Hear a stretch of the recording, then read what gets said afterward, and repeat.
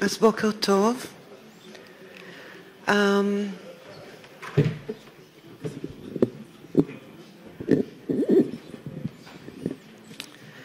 I will be speaking in English for the benefit of our guests from abroad. I am a lawyer by training, and I've been working in the area of bioethics for the last, I don't know how long, from the beginning of life to the end of life. I teach at Haifa University. I do all sorts of very interesting things. Had a very exciting and varied public interest career. And the subject of my talk today is to do or not to do. That is the question. It is a privilege to be here. I don't know why Hanoch Kashtan called me. I still haven't really understood, but I feel it's a great privilege to be here. I feel as if I'm treading in the high temple of medicine, and I do so with fear and trembling and due humility. I have learned a lot about the clinical reality of surgery in Israel. I have heard a lot of very profound people discussing concerns about surgery in older people. I myself have no practical experience in this area, but I do have personal experience with aging and the end of life, with my parents, with friends, and with my own self too. We have heard about dilemmas that arise in clinical care, routine or extraordinary. Dilemmas that we have heard are often about what to do or how to do. Normally when we talk about dilemmas in the field of ethics, we're talking about conflicts of values, and there is no clear answer. That's what characterizes a dilemma. The nature of the dilemma is that we do not know what is right. By definition, there is no right answer. And that can be excruciating. Sometimes tragic choices must be made. Sometimes there are differences of opinion among caregivers, patients, and their families. I'm going to try and address some of these issues from a bird-eye view. I would like to place them in a broader context of contemporary medicine. And I know that you are all disciples of Bisham and Childress and the fourfold mantra of autonomy, beneficence, non-maleficence, and justice. But I would like to bring here a perspective of an ethic of care. For me, much of what I've heard in the past 24 hours has been Latin, literally. I hope that the language that I speak in, it might be Latin for some of you, but I hope that you'll do your best to pick up the gist as I did when the other speakers were speaking. To start with, I would like to say two things. The first thing is that I personally think that in cases of doubt, the default rule should be to provide medical care unless the patient objects. But there is a difference between choosing to intervene out of doubt and choosing to intervene out of mere habit or fear or self-interest in fame or gain. So what I would like to consider in the next few minutes is when is it wise and right to refrain from intervening, because that is always an option. The other point I want to make up front is that using age as such, on the face of things, as an indicator for medical treatment of a patient would be discriminatory as a general rule.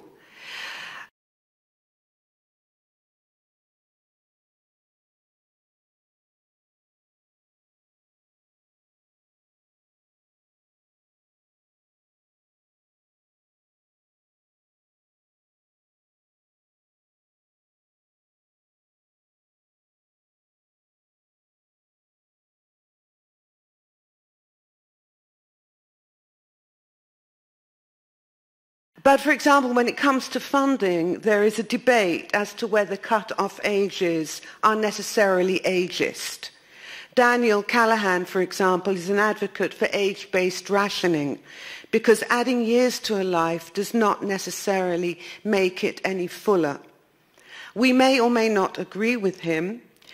However, while age might be relevant for policy about the allocation of limited resources of public funding at a collective level, I would posit that it is not in itself relevant at the personal clinical level. But we need to consider two different aspects of treatment. The problem of ageism usually arises in respect of undertreatment. But with overtreatment, there is a different problem because suffering is often the result. The operation is a success, but the patient declines and dies. So to do or not to do. Obviously, that's a paraphrase from Hamlet's to be or not to be. The prospect of not to be comes closer as we grow old. What are we to do about it or not to do? So let me share with you some of my thoughts on this subject. Aging is a natural phenomenon, and it's probably going to be around for some time. I do not share Yuval Noah Harari's vision of a tomorrow where illness is vanquished and individuals live forever as immortal gods. There is a culture of anti-aging, for sure. Nonetheless, I believe that our days on earth are limited and that aging is a process of nature in which human beings are part. All things are in constant movement, and our bodies too have a rhythm of ascent and decline. In old age, towards the end of life, we weaken and become fragile. The question is how we respond to this phenomenon. Nowadays we speak of the third age and the fourth age. The third age might be viewed as golden. We say the 60 of today is the 40 of yesteryear. But in the fourth age, people suffer multiple forms of disability, physical, emotional, and cognitive. Generally speaking, as we grow older, the body becomes vulnerable to malfunctioning. Then, even with the best of intentions, medical intervention is likely to leave us alive, but worse off than before. The situations of old age actually do not differ essentially from others in which there is a dilemma whether or not to intervene. Ethical dilemmas about surgery for the elderly are not that much different from those about neonatal intensive care. At the beginning of life too, life-saving measures tend to result in varying grades of chronic disability, some severe to the extreme and tragic beyond imagination. In fact, a major court decision in Israel on end-of-life care concerned a severely disabled 8-year-old boy whose parents wanted to stop treatment. The hospital took the case to court, and the court ordered to continue the care. Unfortunately, the child died after undergoing multiple operations within the span of a few months. So if we look at this fourth age of chronic disability and failure of organic bodily processes, we see that modern medicine has created a generation of people who have lived long lives and are now in nursing care. Innumerable persons, well, they are numerable, but I don't know the numbers, they are kept alive in old age and sickness, often with severe cognitive impairment, hooked up to machines and devices that support, sustain, and maintain their existence as artifacts of medicine. This is not the only instance of medical care producing new artificial forms of human life. Premature infants on neonatal intensive care are also new forms of human biological existence. Human embryos are stored in deep freeze in thousands of laboratories around the world. Altogether, they pose profound questions for our understanding of humanity and what it means to be human. Laurie Zoloth is an ethicist who started her career in an NIC unit, neonatal intensive care. In her view, NIC should be regarded as experimental. She describes how the incremental development of NIC was wrought with uncertainty. And she says that medical research instrumentalized extremely vulnerable human beings, in this case, low birth weight newborns. Is what we do for the old and sick when we keep them alive at the end of life also experimental? So, if it is, geriatric surgery might be viewed through a lens of research ethics rather than clinical medical ethics. And that might make us more responsible and cautious. But there is the force of the market to be contended with. The market is lucrative for multiple stakeholders, healthcare providers and insurers, hospitals and labs, and the industry that develops, manufactures and supplies the intricate devices and machines that support the vulnerable old lives and also facilitate your own interventions in the human body, as we see in the display of merchandise in the foyer. Laurie Zoloth writes, the doctors and nurses are paid. The hospital owns the rare and expensive technology. The babies are objects of research. Read the elderly. The marketplace has little interest in scientific veracity or in monitoring for the prevention and correction of mishaps.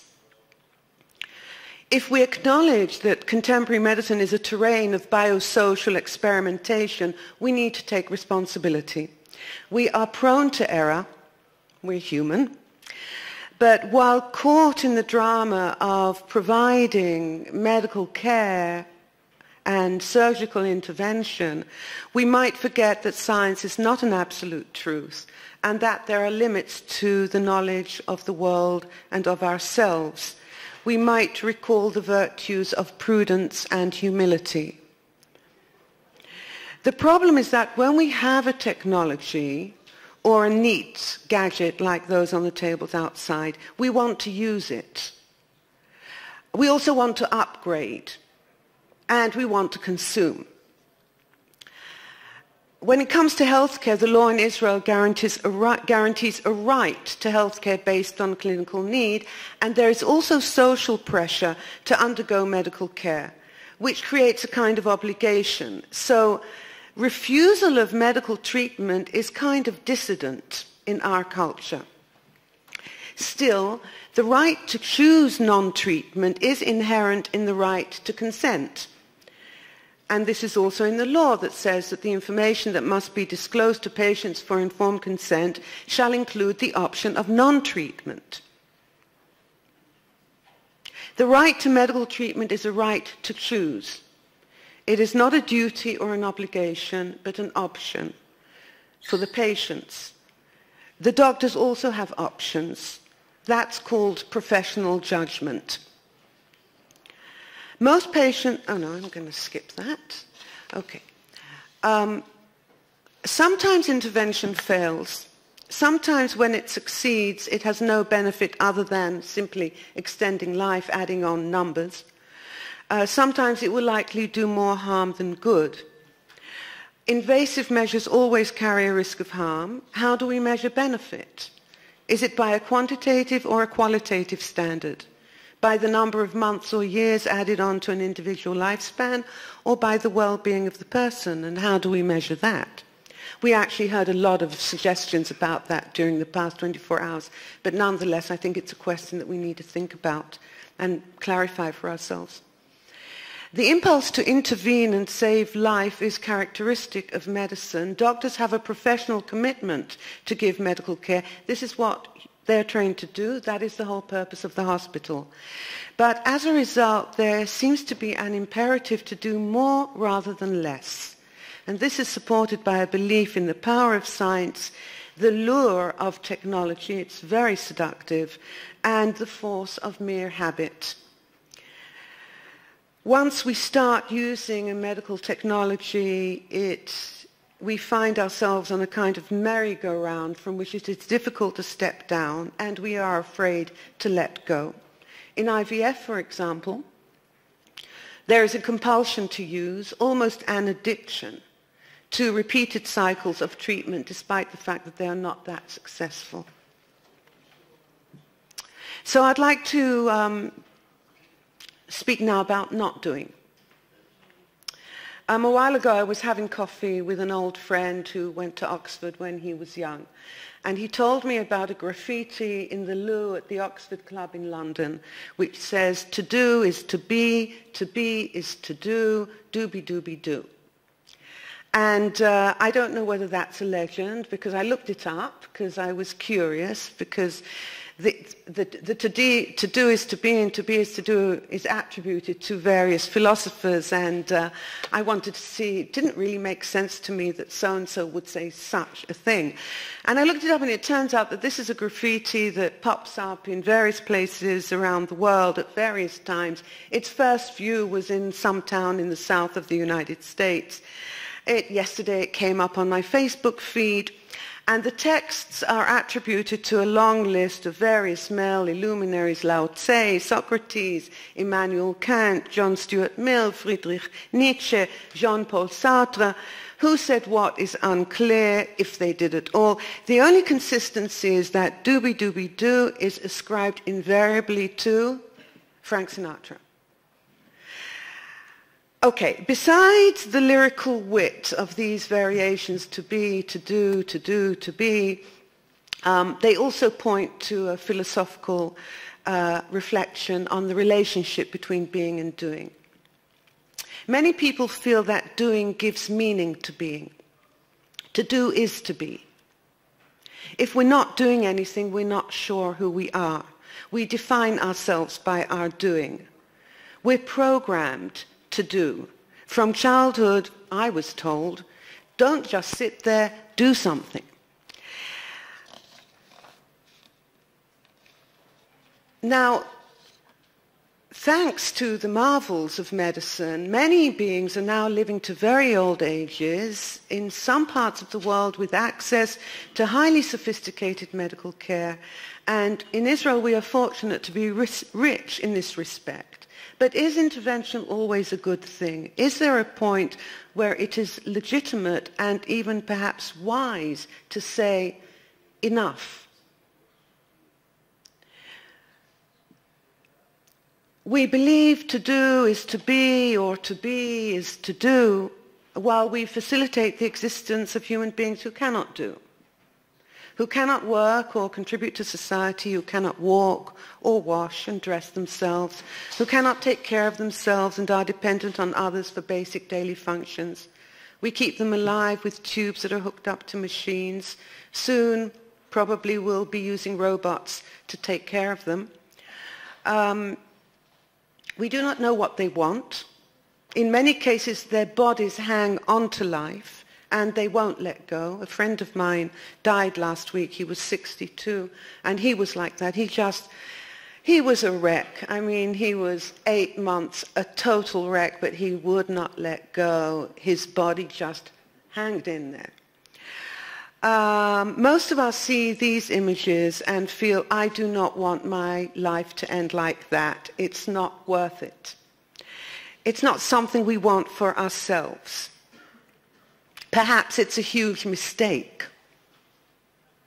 Maybe we need to prevent such mishaps from happening in the first place.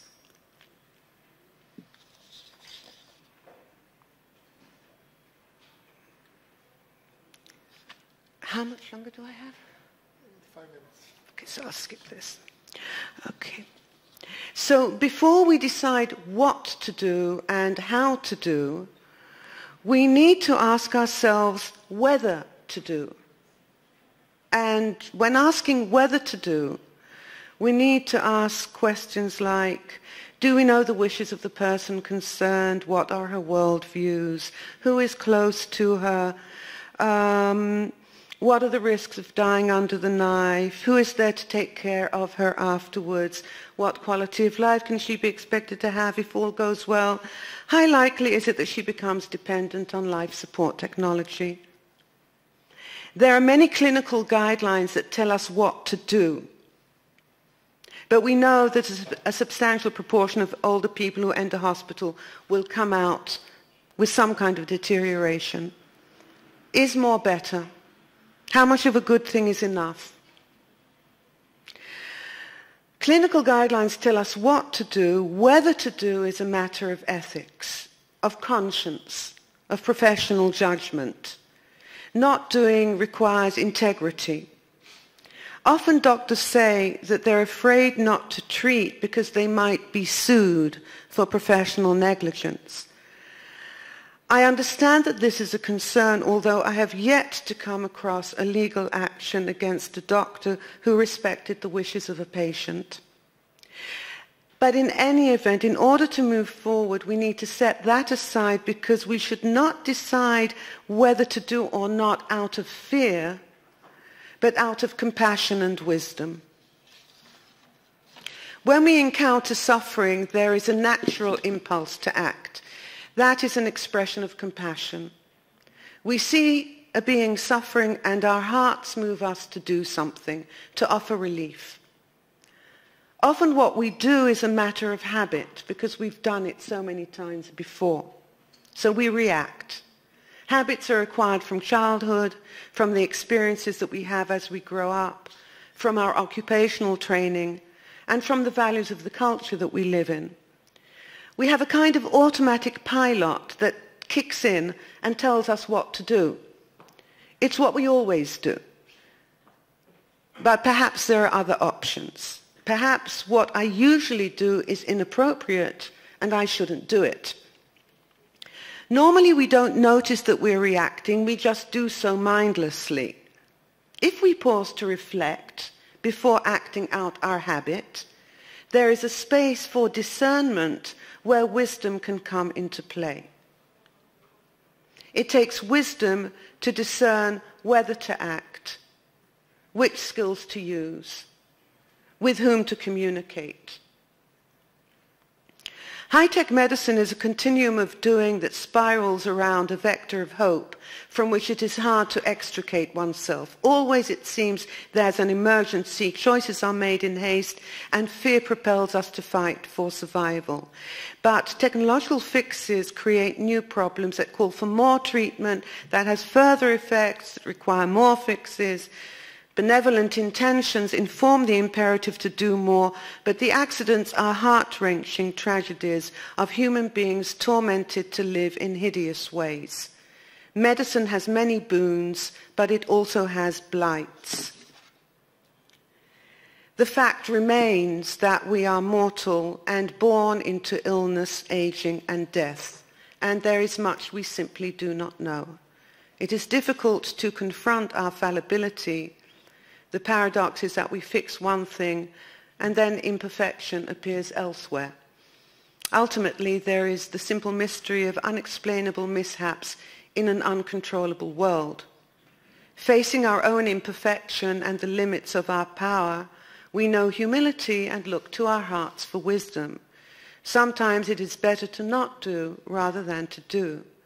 Sometimes we need to be in the being, holding those who suffer and letting them find their own peace, whether in this world or beyond. Sometimes there is need for acceptance. Technological fixes lead to the need for more fixes. We see it in the revolving door syndrome of repeated hospitalizations. We see it in the cascade of treatments in the final year of many people's lives. We fix one problem and another arises. We think we can fix that one too, but we can't fix the problem that eventually we will die. Doctors are extremely knowledgeable people. As much as it's their job to do all they can to save lives, it's their job to know, to keep up with the literature and show confidence. But if we stop for a moment from the rush of life to contemplate, we might discover a certain grace in allowing things to be as they are without knowing or doing. Not doing what we are used to do does not mean not doing other things. It means that we realize when we are acting like automatons, doing what we know, what we are trained and programmed to do. It means that we stop and consider the possibility that we actually do not know, that it might not be right to do what we normally do, and open up to the possibility that there might be other things to do. Not doing is a not all or nothing proposition. That's simplistic. There is a rich spectrum between all or nothing, treatment or non-treatment. In fact, between the two ends of life and death are a multitude of options for intervention and care, some life-saving, some palliative. Doing nothing is rich with options of compassionate acts, such as simply listening or holding a hand. Thank you.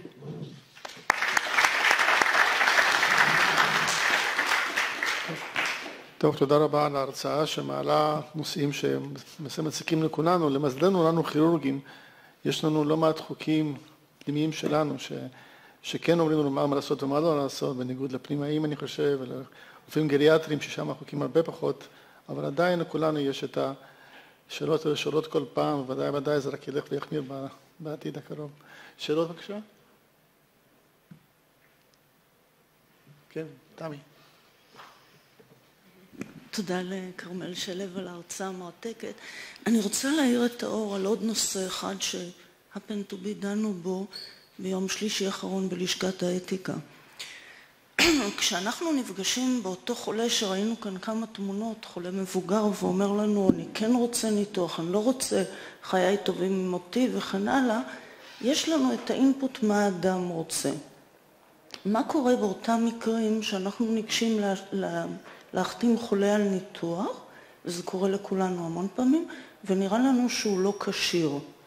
התהליך האוטומטי שאנחנו עושים, אני מוכרחה להגיד ששנים רבות בכלל לא חשבתי על כך, הוא להגיד, טוב, תביאו את הפסיכיאטר או פסיכוגריאטר או גריאטר או נוירולוג, בכל בית חולים זה אחרת, שיקבע אם האיש כשיר או לא כשיר.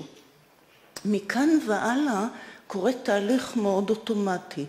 אם אותו רופא החליט שהחולה אינו כשיר לחתום, מעבירים את זה לטופסיאדה של העובדים הסוציאליים ומכאן לבית המשפט, כשהשופטים כמעט באופן אוטומטי במדינת ישראל חותמים על אי כשירות לפי חוות דעת אותו רופא.